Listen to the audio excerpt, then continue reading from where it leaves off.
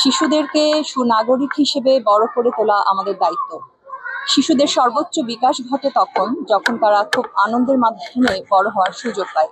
তো শিশুদের সেই আনন্দের মাধ্যমে বড় হওয়া নিশ্চিত করতে, তাদের স্কুল থেকে ঝরে পড়া রোধ করতে টাঙ্গাইল জেলার 12টি উপজেলার প্রান্তিক জনগোষ্ঠীর 160টি স্কুলে আমরা এরকম প্লেগ্রাউন্ড নির্মাণের উদ্যোগ গ্রহণ করেছি এবং একই সাথে তাদের ভিতর দেশাত্মবোধ, দেশপ্রেম জাগ্রত করতে প্রতিটি স্কুলে আমরা বাংলাদেশের মানচিত্র সম্মিলিত মুরালও স্থাপন করার উদ্যোগ নিয়েছি।